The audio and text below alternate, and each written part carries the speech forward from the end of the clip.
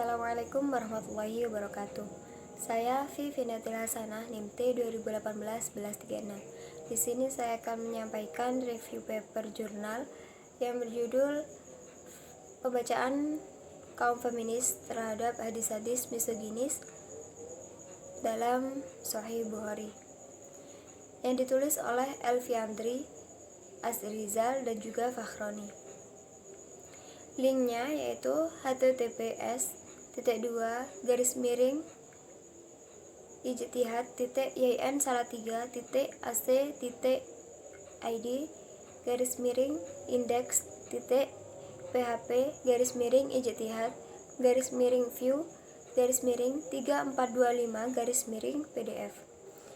Dan jurnal ini terakreditasi dalam S1 dengan identitas penerbit Ijtihad.2 Jurnal Wacana Hukum Islam dan Kemanusiaan Vol 19 nomor 2 tahun 2019, pp.243/257 doi.2 10.118.326/ijtihad.v19I2-342/257 yang melatar belakangi penulis untuk menulis jurnal ini adalah banyaknya hadis misoginis sebagai anggapan dari kaum feminis bahwa posisi dan kehidupan perempuan dalam hadis misoginis ini tidak sesuai atau tidak relevan dengan perintah Allah kepada setiap manusia, baik perempuan maupun laki-laki, yang dianggap sama. Terlebih, perintahnya ini tidak dianggap benar atau bahkan terabaikan karena adanya hadis misoginis ini. Yang menjadi rumusan masalah adalah kaum feminis, hadis misoginis, dan juga Sahih Bukhari. Dalam metode penelitiannya, peneliti menggunakan jenis dan pendekatan penelitian kualitatif deskriptif. Untuk teknik pengambilan datanya menggunakan observasi, dan teknik analisis data, peneliti menggunakan pendekatan analisis teori gender, yaitu paradigma keilmuan yang mencoba merekonstruksikan teori atas sesuatu fakta yang terjadi di lapangan berdasar data empirik. Teori yang digunakan oleh peneliti yakni ada dua teori. Yang pertama teori Fatimah Mernissi dan yang kedua teori Kodoro. Yang pertama teori Fatimah Mernissi yakni pegiat dari kaum feminis menyatakan bahwa hadis misoginis adalah hadis yang isinya diprediksikan dapat merendahkan derajat perempuan, sedangkan teori Kodoro menyatakan tentang proses perkembangan dari kepribadian setiap anak ini melalui sosialisasi nilai-nilai gender tertentu, baik laki-laki maupun perempuan. Data yang dihasilkan oleh peneliti yakni misoginis bermula dari ketidaksempurnaan dalam memaknai hadis-hadis dalam Sahih Bukhari, dan juga hilangnya asbabun nuzul, nilai-nilai asbabun nuzul dari hadis-hadis yang berkaitan, sehingga berpengaruh terhadap penempatan derajat laki-laki dan juga perempuan, di mana perempuan lebih rendah daripada laki-laki. Bahkan perempuan dinas sebagai penghuni neraka karena 3 alasan. Yang pertama, karena perempuan menolak atau mengingkari kebaikan dari laki-laki. Dan yang kedua, karena perempuan haid atau nifas sehingga kurang agamanya. Dan juga yang ketiga, karena kurang berakal dikarenakan kurang berkesaksiannya. Berikut analisis dari peneliti, yakni argumentasi dari kaum feminis bahwa zaman sudah tidak sama lagi dengan zaman dulu, dimana untuk mendapatkan surga harus dengan kebaikan, dan keburukan akan mendapatkan neraka. Dalam hal ini, perempuan ataupun laki-laki mendapatkan hal yang sama. Dengan pedoman hidup berlomba-lomba dalam kebaikan. Kemudian, perempuan dinyatakan kurang berakal karena kurang kesaksiannya.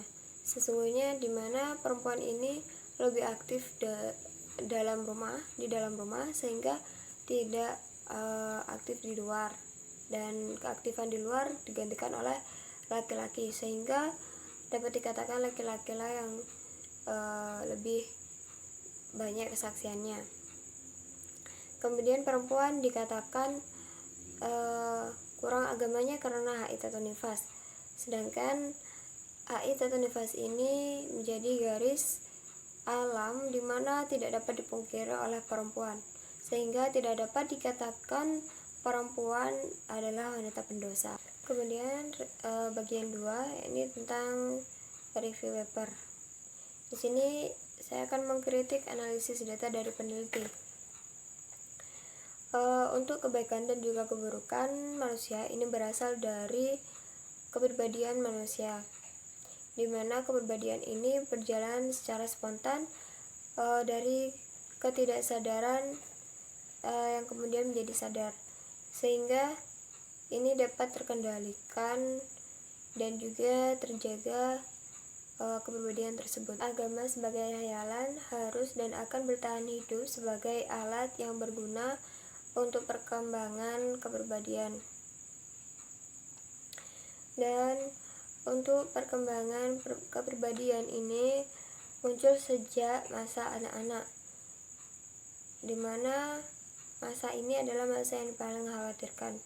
Maka gunakan Al-Quran sebagai arketip yang dapat dirujuk sebagai suatu kisah yang suci. Tawaran teori psikologi agama yang lain ada 2, yakni teori Freud dan juga teori Carl Gustav Jung. Nah, yang pertama, teori Freud ini tentang kepribadian, di mana kepribadian seseorang terdiri dari sistem yang berkaitan. Yang pertama, ID, ego, dan juga superego. Sistem ini berjalan sesuai dengan kesenangan dari penderitaan yang dikelola.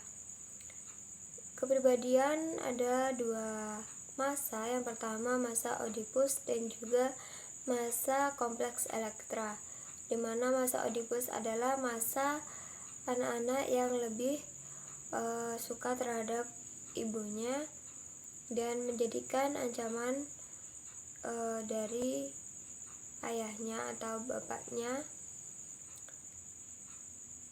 Sedangkan kompleks Elektra sebaliknya, yaitu ancaman dari sesama jenis. Misalnya anak perempuan diancam oleh atau menjadikan ancaman ibunya dan lebih suka terhadap ayahnya.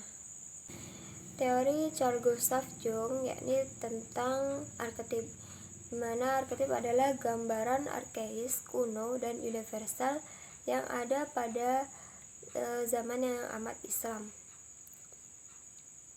Kemudian gambaran yang dihasilkan ini bersifat kolektif yang terjadi praktis pada seluruh bumi, dan dalam waktu yang sama dapat dikatakan sebagai kejadian, sebagai kisah suci, dan menjadi hasil individual yang tidak disadari. Mungkin sekian dari saya, kurang lebihnya mohon maaf. Terima kasih. Wassalamualaikum warahmatullahi wabarakatuh.